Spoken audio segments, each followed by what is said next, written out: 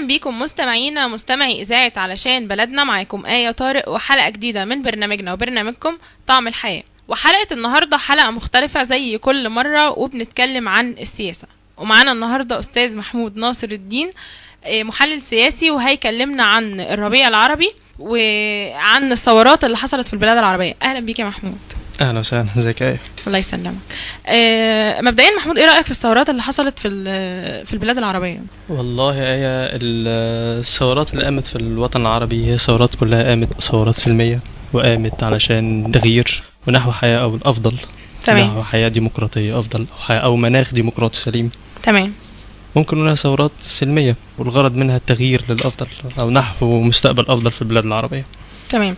طيب، كل ثورة قامت، الثورة اللي قامت في تونس واللي قامت في مصر وسوريا وليبيا، ايه سبب كل ثورة؟ والله هي الثورات اللي قامت في الربيع العربي كل دولة ليها اسبابها، بس هي النتيجة واحدة. النتيجة ان كل شعب من شعوب الوطن العربي انه يطلع في مستقبل افضل ويخش في مناخ افضل غير اللي كان قبل كده. تمام. في تونس كان نظام بوليسي بحت، وكانت دولة بوليسية شديدة جدا. تمام. وكان مفيش اي مناخ ديمقراطي. نفس الموضوع في مصر. الموضوع في مصر احنا دخلنا في ازمات، بس هي المشكلة مش فكرة ان الثورات قامت ليه، احنا عدينا الموضوع ده. تمام. الفكرة في النتيجة اللي ادت اليها الثورات اللي ادت في الوطن العربي دلوقتي بقى في فصيل واحد هو اللي مسيطر عليها. تمام. وانتقلت الثورات من الوطن العربي من دولة لدولة، من تونس لمصر لليبيا لليمن لسوريا، وما زالت السلسلة مستمرة، وكل نظام يسقط وكل دولة بيقوم فيها الثورات بتاعتها. بس لو لاحظنا النتيجة بتاعت الثورات الربيع العربي، او بقى فصيل واحد بقى ماسك في كل دولة. يعني في تونس الإسلام السياسي. تمام. في مصر الإخوان المسلمين وهو برضو إسلام سياسي. تمام. نفس النتيجة بتاعت ثورات الربيع العربي، لو لاحظتي ان في الأرض مش هتلاقي أي نتيجة ملموسة إيجابية، لأن فصيل واحد هو اللي سيطر عليها. تمام. دخلنا في نطاق تاني، في مرحلة جديدة تانية. ايه هي المرحلة الجديدة اللي وصل ليها الربيع العربي؟ وصل الربيع العربي المرحلة ان بقى عندنا شرق اوسط جديد. تمام. عندنا حكومات جديدة في دول الربيع العربي، وعندنا اعلام جديدة، اضافة الى حدود جديدة. لو بصينا حوالينا هنلاقي ان في ازمة فعلا عندنا في الوطن العربي نتيجة فعلا الربيع العربي. السودان اتقسمت، بدل السودان كانت دولة بقت دولتين. هي قبل الربيع العربي شوية، بس ليها تأثير كبير على اللي بيحصل في الوطن العربي. تمام. لو بصينا على الأعلام اللي حوالينا، ليبيا، سوريا، وفي مؤخرا كان في نداءات في اليمن بعمل التغيير جديدة وعمل أعلام جديدة. هي المشكلة مش فكرة الأعلام بس، هي الفكرة إن إيه النتيجة بتاعت الربيع العربي. تمام. وهنوصل لإيه بعد كده. ودي المشكلة اللي إحنا بنواجهها هنا فعلا، إن مفيش أي تغيير ملموس حصل حقيقي بعد الربيع العربي. مفيش اي تغيير حصل في الدول العربيه كلها ولا في مصر بس؟ لا عامه هي في الدول العربيه. انت الحاجه الوحيده اللي حصلت في مصر ايجابيه ان انت حطيتي رجلك على نقطه الديمقراطيه. بس غير كده اتحولت من نتائج لثوره ربيع عربي الى دخلنا في مرحله فوضى لا نهايه لها. وفوضى كما قالت كوندريزا رايس في 2003 قبل ما تخش العراق، الفوضى الخلاقه. تمام. وهي دي الفوضى اللي حاولوا يبرروا بيها عندنا ايه هي الفوضى، وبيحاولوا يبرروا بيها مفهوم الفوضى عندنا في المجتمع الشرعي. لكن عمر ما كانت الفوضى بتأدي لحاجة إيجابية، مستحيل. الفوضى فوضى والحالة إيجابية حالة إيجابية. تمام. ايه هي نتائج الربيع العربي عشان نخلص من جزئية الربيع العربي خالص؟ بصي، هو عامة الثورات العربية هي هتفضل مستمرة. تمام. إلى أن يسقط كل نظام عربي. هي دي النهاية، إن كل نظام عربي، إن نظرية الدومينو إفكت. تمام. إن كل ثورة زي ما ثورة مرت بتونس وبمصر وليبيا هيحصل تغيير كامل لجميع الحكومات الموجودة في منطقة الوطن العربي عندنا. تمام. وهنا مرحلة الشرق الأوسط الجديد فعلا ستطبق. هي اوريدي بتطبق، بس هتطبق للنهاية عندما يتغير كل الأنظمة العربية، وده سوف يحدث ممكن في العقد القريب. تمام. من وجهة نظرك بقى، صح الربيع العربي ولا لا؟ بصي على النتائج وانت تعرفي اذا كان صح ولا لا. النتائج اللي احنا شايفينها ان مفيش اي نتائج ايجابيه دلوقتي لحد دلوقتي بتحصل. هي النتيجه الايجابيه للتغيير، لكن غير كده فالمنحدر الدول اللي عمل فيها الربيع العربي هو للاسفل اقتصاديا وسياسيا وامنيا، فهو للاسفل وليس الاعلى. تمام. احنا بانتظار ايميلاتكم وتعليقاتكم على البيج الخاصه بينا اذاعه علشان بلدنا، وعلى موقعنا www.علشانبلدنا.com. هنطلع فاصل ونرجع تاني نكمل مع بعض.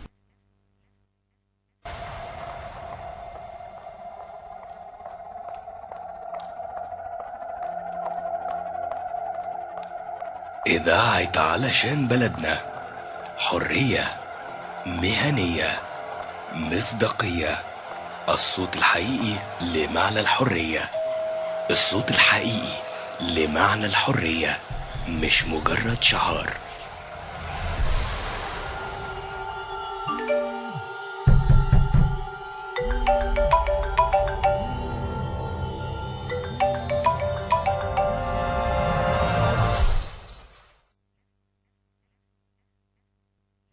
ورجعنا لكم تاني بعد الفاصل، ولسه في انتظار ايميلاتكم وتعليقاتكم على البيج الخاصة بينا إذاعة علشان بلدنا، وعلى موقعنا www.علشانبلدنا.com.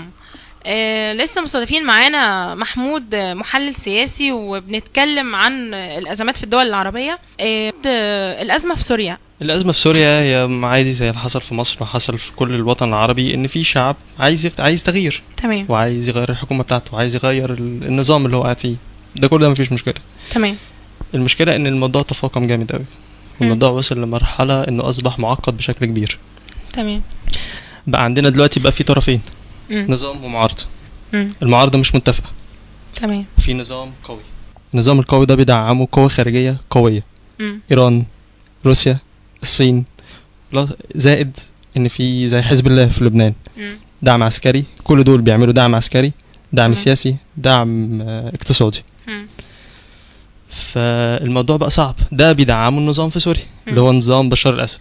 تمام. من الناحية التانية اللي بيدعم الجبهة المعارضة، اللي الموضوع بعد الموضوع تفاقم بقى في معارضة، والمعارضة مش قادرة تتحد مع بعض عشان يقدروا يعملوا جبهة معارضة سليمة يقدروا يتكلموا. المعارضة دي بقى ليها جيش حر. الناحية التانية اللي بيدعم المعارضة أمريكا، تمام، دول كتيرة في الاتحاد الأوروبي بتعمل دعم إلى حد ما عسكري لقوى المعارضة، دعم سياسي، دعم مالي بشكل كبير جدا جدا جدا، فبتقوم بتسليح المعارضة.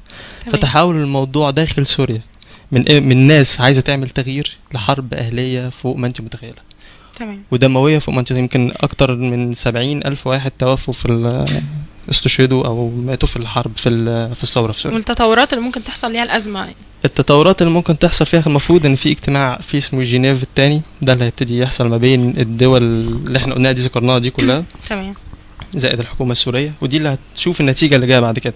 لكن إلى حد الآن، إلى أن يحدث هذا المؤتمر الثاني، أتوقع أن نظام بشار الأسد هيفضل قائم كما هو، تمام، إلى الانتخابات السورية في أول 2014.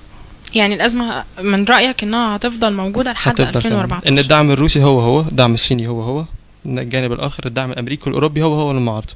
فالوضع هيفضل كما هو إلى الانتخابات الرئاسية. هو ده اللي قاله برضو بشار الأسد بناء على إملاءات روسية. وفي الأول والآخر اللي يحصل في سوريا ده تقدر تقولي حرب باردة ما بين أمريكا وروسيا، وهيخلص روسي أمريكا. طيب الثورات اللي قامت في البلاد العربية كلها، تفتكر هي قامت علشان الشعب عايز كده، ولا هي قامت فعلا بتدعيم من بره؟ بس فعلا الشعب عايز تغيير، كلنا عايزين تغيير، كلنا عايزين حياة أفضل. تمام. بس هي المشكلة إنك ما عندكيش قائد يقود الثورة. في ناس بتفتكر إن ده ميزة، لا ده عيب، دي مشكلة كبيرة جدا. تمام. بدل ما انتكيش عندك قائد في أجندات خارجية كتيرة جدا هتقدر تخش جوه، تقدر تتحكم لك في الثورة وتفتح لك أبواب تانية خالص غير أبواب الثورة اللي احنا بنحلم بيها. تمام. أو غير أهداف الثورة اللي احنا بنحلم بيها. تمام. عشان كده ممكن بداية الثورة هي ثورة شعبية نظيفة جدا وبيضاء كما حدث في مصر وتونس وباقي الدول العربية. تمام. ولكن عشان ملهاش قائد ابتدى يخش ليها أجندات ممكن يغير نتائج الثورة تماما ويغير أحداث الثورة. تمام. احنا لسه في انتظار ايميلاتكم وتعليقاتكم على البيج الخاصة بينا إذاعة علشان بلدنا، وعلى موقعنا www.علشانبلدنا.com. ولسه معانا أستاذ محمود ناصر، محلل سياسي، وهنطلع الفاصل ونرجع تاني نكمل مع بعض.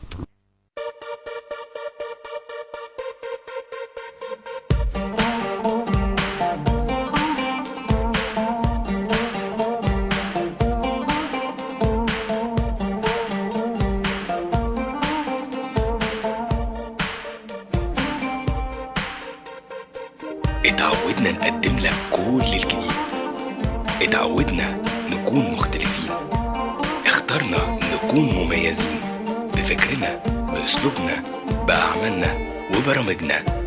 إذاعة علشان بلدنا، المعنى الحقيقي لصوت الحرية.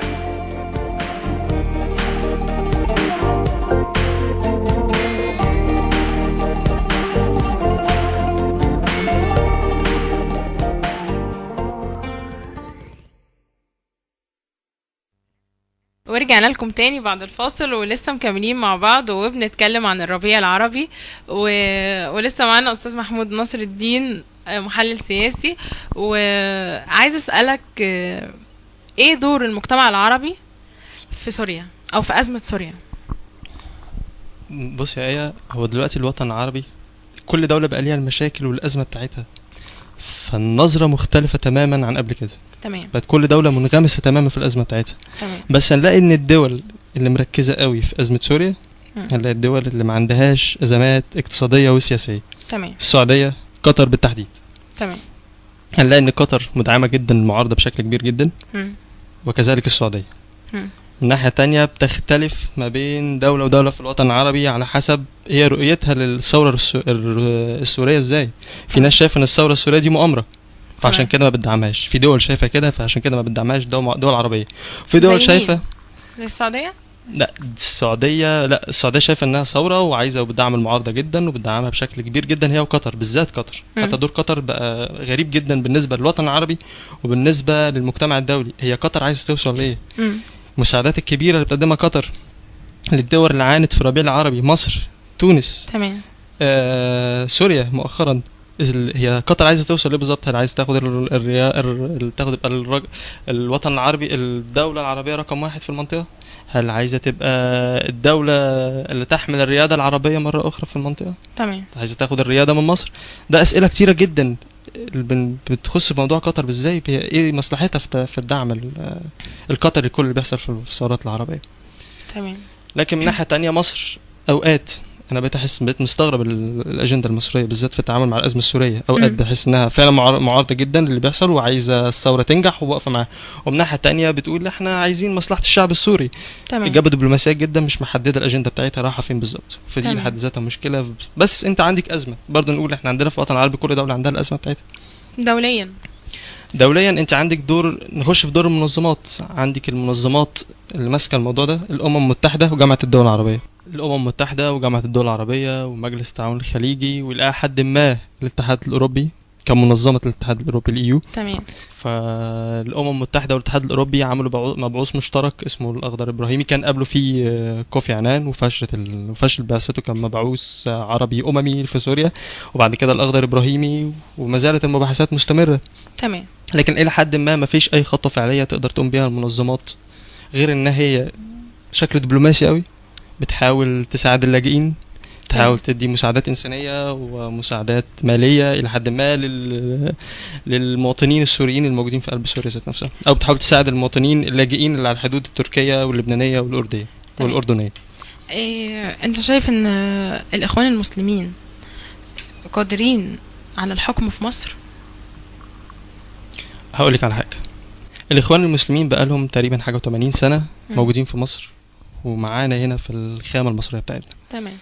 بس هم لو لاحظتي ان هم عندهم خبره كويس قوي ان هم يقولوا لا، خبره كويس قوي ان هم معارضه. تخيل ان هم طول السنين اللي فاتت دي ما عرفوش يمسكوا الحكومه او يبقوا ماسكين الرياده في الدوله. تمام.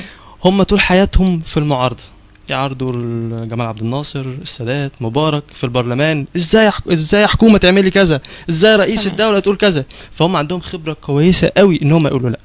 تمام. لكن لما جم يمسكوا الحكم ما عندهمش خبره خالص ان هم يديروا دوله، ودولة كبيرة زي مصر. دولة مؤسسات، دولة حواليك في كل حدود من عندك أزمة.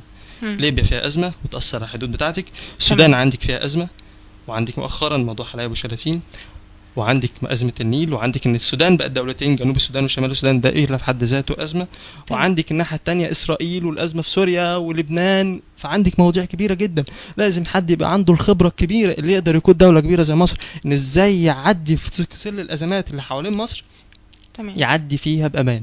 دي عايزة حد عنده خبرة، وده بصراحة يعني تعالي بص على نتيجة الثورة العربية اللي حصلت في مصر. الثورة اللي حصلت في مصر حلو جدا ان حصل تغيير، وحلو جدا ان قلنا لا، وحلو جدا ان الشباب وكلنا نزلنا جنب في جنب مع بعض في الميدان عشان نغير، نعمل تغيير نظام. تمام. بس في فصيل جه عنده خبرة في المعارضة ما عندوش خبرة انه يكون ده، وانت دلوقتي في حالة انك مش عايزة حد يبتدي يتعلم فيكي، انت عايزة واحد جاهز فعلا انه يقدر يقود الدولة. البلد محتاجة تقف على رجليها أصلا. بالظبط. انت عندك دلوقتي أزمة اقتصادية كبيرة جدا، يعني في خبراء اقتصاد يقولوا ان مصر احتمال تفلس إفلاس كام بعد سنة. عندك أزمة سياسية، ما عندكيش أجندة واضحة لحد دلوقتي. عندك ازمات كبيره جدا بتمر في تحس مصر. ان الناس اللي بتحكم اصلا في بلد والبلد مشاكلها ده حاجه، يعني دي حاجه تانية خالص. دي حاجه صعبه جدا. مم.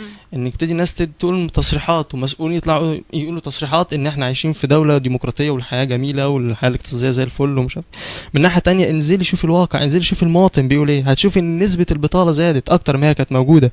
تمام. اللي عندنا بقت مشاكل كبيره جدا، عندنا بقت مشاكل امنيه، عندنا مشاكل اقتصاديه كبيره جدا. تمام. فين وكمان بيقللوا في الموضوع المرتبات ويبتدي يحصل ضرائب جديده في بعض. الموضوع بقى خطير. بص الموضوع عندك في سيناء، الموضوع على قد ما سيناء على قد ما القوات المسلحه مؤخرا سيطرت وابتدت ترجع لنا الجنود بتاعتنا والف حمد لله على السلامه ليهم، لكن في ازمه. انت عندك دلوقتي بقى خلايات متشدده جدا، مش عايز اقول اسلاميه بس هي خلايا ارهابيه. تمام. موجودين في سيناء، ودي مشكله. هل دي دواعي لانفصال سيناء؟ هل دي بدايه ان يحصل انفصال في سيناء تنفصل عن مصر؟ هل ده مخطط؟ تمام. هل ده بعلم الاخوان ام من غير علم الاخوان؟ كمان فكره ان خلط الدين بالسياسه انا ضدها. تمام. لان الدين اعلى بكتير من السياسه. اكيد. والمشكله دايما مش في الدين، المشكله في الناس اللي بتطبق الدين. اللي الناس بتطبق الدين بتستخدم الدين لمصالحها، ما بتستخدمش الدين كدين. تمام. والمشكله ان السياسه لعبه، يعني فما ينفعش تدخلي السياسه الدين تعتبريه لعبه. اكيد. الدين ده قواعد. تمام. حاجه كبيره جدا. السياسه لا، السياسه ملهاش قاعده ثابته. تمام. فعشان كده ما تخلطش الدين بالسياسه. انت م. بتاع السياسه خليك بتاع السياسه، انت بتاع الدين خليك بتاع الدين على عيننا وراسنا. يوم ما بتاع الدين ينزل ويلعب في السياسه فهو دخل الملعب، استحمل. يا تكون قد المسؤوليه يا ترجع في الدين. بس مسؤوليه الدعاة في مصر يعني حاسه ان هي ما بقتش زي الاول، علشان يعني سبحان الله، مع ان دلوقتي اللي ماسك الدوله هم الاسلاميين، دلوقتي الدعاة ما بقوش زي الاول. ما علشان بقى اهتمام التيار الاسلامي او اهتمام الناس اللي بتفكر في السياسه ان ازاي اللي بيفكروا في الدين او ماسكين الدين او هم الدعاة الدينيين اللي هم ازاي بقى يخشوا ينغمسوا في السياسه، ازاي بقى يقعدوا عضو مجلس الشعب، ازاي بقى عضو مجلس الشورى، ازاي اقعد اعمل حركه وابتدي في حزب الحريه والعداله وابتدي اخش من مجال ديني الى مجال سياسي وانت ما عندكش خبره في اداره الدوله. وكمان دي دوله كبيره جدا زي مصر، ودوله انت قائد لوطن عربي وليك دور في افريقيا وليك يعني انت مصر. كلمة مصر دي كبيرة قوي، انت تاريخ، انت عملت حاجات كتيرة جدا للعالم العربي. مصر دولة مشاكلها كتير وكل حاجة فيها كتير. ازاي هتقدر تحل الازمات اللي موجودة اللي كانت موجودة قبل كده واللي موجودة بعد الثورة؟ ازاي هتقدر تحلها وانت ما عندكش خبرة؟ تمام. فدي انا بحس ان احنا ما عندناش خبرة في الحكومة اللي موجودة والرئيس الموجود، ان ما فيش الخبرة الكفاية ان ازاي يقود دولة كبيرة زي مصر. تمام. فاحنا ناس بتقول نستنى، بس انا شايف ان الموضوع احنا مش محتاجين. الموضوع مصر فيها ازمه، مصر قادرين انك تعملوا اللي تحله يا مش قادرين يجي اللي يحل. مع او ضد حمله التمرد؟ مع حمله التمرد. ليه؟ هم قالوا لو عايزين تغيير خليه تغيير ديمقراطي. تمام. فانا بحاول ابعدي صوت التغيير ديمقراطي. طب انت شايف ان حمله التمرد، احنا كنا الحلقه اللي فاتت كانت عندنا تغطيه عن حمله التمرد في محافظات مصر، كنا شايفين محافظات ما فيش خالص يعني استجابه، وكأن المحافظة كلها اخوان مسلمين، وشايفين محافظة مثلا زي اسكندرية عندها استجابة عالية جدا لحملة التمرد. انت شايف ان حملة التمرد القضاء هيبص لها ازاي، حتى لو الناس جمعت التوكيلات او جمعت العدد الكافي ان هم يشيلوا دكتور محمد مرسي؟ نظرة القضاء هي للقضاء. تمام. هو يقدر احنا بنعمل اللي علينا، بنمشي في المناخ الديمقراطي اللي احنا عملناه بعد الثورة. تمام. الحكومه اللي جت موجوده دي جت بعد الثوره، بعد ما احنا عملنا المناخ الديمقراطي، فبناء عليه من حقنا ان احنا نطلب بالتغيير ديمقراطي. تمام. فحمله التمرد دي بتفتح لك الباب انك تقدري تعملي تغيير ديمقراطي. تمام. انزلي قولي انا مش عايزه كذا كذا كذا كذا علشان انا بمر بظروف صعبه. نجمع التوكيلات، احنا عددنا كبير، ناس كتير هتعمل التوكيلات ويخش ونروح شوف حكم القضاء. انت عملتي الخطوات الديمقراطيه مظبوط كده، انت عملتي اللي عليك، الدور بقى في ايد القضاء، نبص القضاء بقى نشوف هيعمل ايه. تمام. يعني حملة التمرد انت شايف ان هي قانونية؟ هي انا ما اقدرش اقول لك قانونيه ولا لا، عشان احنا لسه كان عندنا انتخابات رئاسيه، يعني بغض النظر عن ان اللي ماسك الاخوان المسلمين او لا، كان عندنا لسه من قريب خالص انتخابات رئاسيه، فحملة التمرد قانونيه او لا؟ لا انا ما اقدرش اقول لك قانونيه ولا لا، انا مش عارف الصيغه القانونيه. خلاص نطلع الفاصل ونرجع تاني نكمل مع بعض.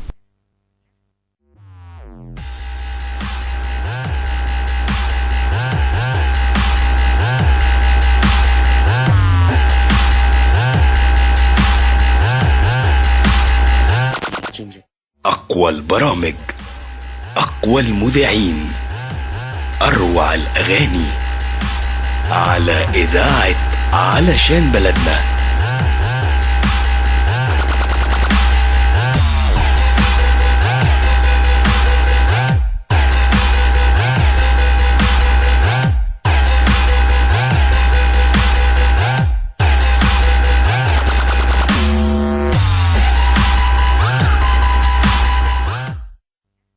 ورجعنا لكم تاني بعد الفاصل، ولسه مكملين مع بعض، ولسه معاكم آية طارق وبنتكلم عن الشأن المصري. ورجعنا تاني للأستاذ محمود نصر الدين وبنتكلم عن دور القوات المسلحة في عملية خطف الجنود، أو دور المسلحة ككل في الفترة الأخيرة. بص يا آية، القوات المسلحة هي عمود الفقري بتاع مصر. تمام. وكان ليها دور كبير جدا في الفترة اللي فاتت. تمام. نتفق أو نختلف كيف أدارت الدولة فترة الثورة. ما ننساش ان القوات المسلحة كانت أول مرة يعني كمؤسسة مش كفرد تدير البلد. هي القوات المسلحة دي مؤسسة كبيرة جدا. تمام. وتعتبر دولة داخل الدولة. تمام. فأنا عايز أقول لك نتفق أو نختلف سواء على كيفية إدارة القوات المسلحة للدولة فترة الثورة. تمام. لكن هي العمود الفقري بتاع البلد. تمام. يجب أن تحترم ويجب أن يكون لها مكانتها. دور القوات المسلحة في الفترة الأخيرة عملت حاجات كثيرة جدا. لو نتكلم مثلا في دور خطف الجنود. تمام. زي ما قلت لك في الأول، خطف الجنود ده تم في سينا. سينا علامة استفهام كبيرة جدا جدا جدا. تمام. والموضوع في سينا حرج، أزمة حقيقية. أزمة إن أنت مهددة إنك سينا تنفصل، وأزمة إن بقت في عندك خلية أكتر من خلية إرهابية متشددة داخل سينا، في منهم خليات أعلنت بالولاء لتنظيم القاعدة. تمام. فإذا الموضوع بقى قلق. فعندك في 7 جنود اتخطفوا، 7 جنود بيأدوا واجبهم، وقبلها من فترة في جنود ماتت على الحدود. طب وبعدين محدش سمع عنهم حاجة بعد كده؟ محدش سمع مين الناس دي جت حقها فين، ومين السبب في الموضوع ده. هل في ايد للحكومة في الموضوع ده؟ كنا قلنا قبل كده الموضوع حصل عليه تعتيم مش طبيعي يعني بعد بشكل كبير جدا. كنا في ناس قبل كده قالت ان حصل قبل كده علشان يبقى في فرصة ان يقدروا يشيلوا طنطاوي، مشير طنطاوي. وبعد كده قلنا ده عايزين يعملوا كده نفس السيناريو تاني عشان يحصل، عشان يشيل الفريق السيسي. تمام. خدي بالك، اجندة القوات المسلحة مش سهلة. تمام. اجندة قوية جدا، وسياستها سياسة قوية. تمام. فعشان كده انا نفسي القوات المسلحة يبقى ليها دور محدود. 1 2 3.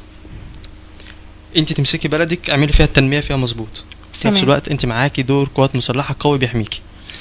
مش عايز قوات مسلحة ينخرط قوي في الحياة السياسية. لا، انا عايز مصر يبقى دولة مدنية ديمقراطية فيها جيش قوي يحميني. تمام. ليها دور قوي يحميني، يحمي حدودي، وانا اعمل النهضة بتاعتي من جوه، او بغض النظر عن النهضة اعمل تقدم او ديمقراطية حقيقية من جوه. تمام. فعشان تعملي النهضة او تقدم حقيقي داخل الدولة، ابعدي عن حاجتين: الملف الاسلامي السياسي او الملف الديني، او الاجندة الدينية او الاجندة السياسية. تمام. لان الناس بتستخدم الدين غلط، فنبعد عن الدين. والناس بتستخدم الاجنده السياسيه، لو انت فكرتي تنتقدي الاجنده السياسيه، الاجنده العسكريه، يبقى انت معاكي اجنده او مش هينفع تقدري تعملي خلينا نبني دوله ديمقراطيه. بالظبط، خلينا نبني دوله ديمقراطيه حقيقيه موجوده في مصر. خلينا نبقى في اداره مدنيه ديمقراطيه، وخلي يبقى في جيش قوي يقدر يحميكي، وليه دور كبير جدا حصل في ان هو يقدر يجيب الجنود المخطوفين. تمام. بس ما جابش الخاطفين. بس في اخر كلام اتقال انه هو في البحث عن الخاطفين ده اخر. على فكره الموضوع بالذات في ال7 جنود ده موضوع مش باين له هويه، مش باين ايه اللي حصل بالظبط. هل فعلا القوات المسلحه ابتدت تضرب ويحصل وعملت هجوم كبير جدا عشان تقدر تستعيدهم، ولا هل زي ما في ناس ابتدت تقول تاني وفي مصادر بتقول ان هي ده الناس خافت عشان الحشد العسكري الكبير اللي حصل في سينا، فالخاطفين خافوا فسابوا العساكر في مكان ما، فالقوات المسلحه جت خدتهم.